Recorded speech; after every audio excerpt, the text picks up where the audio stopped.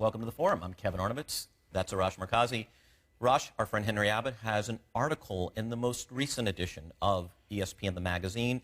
The basic thrust of the piece is that Kobe Bryant is killing the Lakers from within. One of the reasons players around the league don't want to be his teammate. What do you make of this?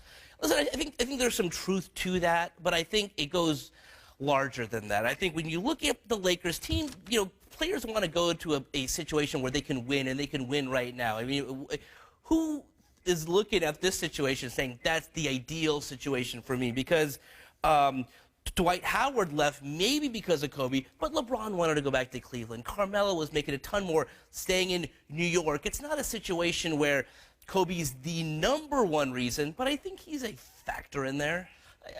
I hear what you're saying, but there's somewhat of a self-fulfilling prophecy. I mean, why can't they win here? This is the most attractive market in the league, and guys will tell you that, right? The fabric and the rafters, the championships, the legacy, it is supposed to be the most alluring destination for free agents. So, they can't all have these extraneous reasons. I mean, there's got to be a root cause, and I know it's hard to prove that negative, but can you cite one guy who said, this is a great idea, I want to be here? And you look at Bryant's resume, I mean, it's extensive, but you just wonder at what point does it become a liability? Well, listen, I think the #1 problem here was the contract that he signed, right? I think $25 million per year, the highest paid player in the league. Players want to go to situations where they can see the pieces being put together. LeBron, he doesn't go to Cleveland if they don't have anything. He goes to Cleveland because they got Kyrie. They have the pieces for Kevin Love. He's there. When you're looking at the Lakers situation, it's a 2-year process. When Kobe's off the books, I think this team can come back.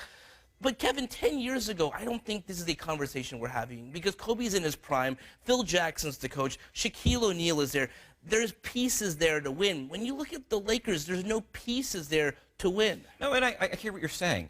But, here's a perfect example. For the last 2 years, we have been writing this love letter to the San Antonio Spurs. And why have we been doing that? Because of the collective spirit of the organization, how no one guy is above the team. And those guys are old. They're as old as Kobe.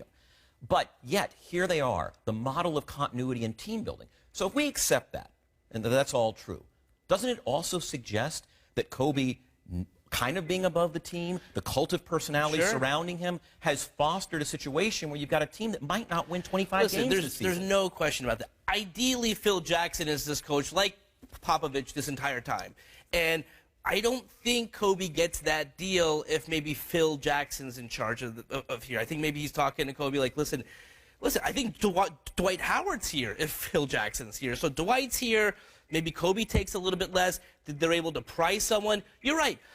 They don't have that stability. And if they had that, I think it's a different situation. But, I mean, they didn't even have a coach in place until right before camp. No, but again, it goes back to the chicken head. If they have that stability, or would they have that stability if this ethic, kind of Spurs-like ethic, existed? Arash, thank you, and I will find security before I exit the building. For Arash Markazi, I'm Kevin Arnovitz. Thanks for joining us.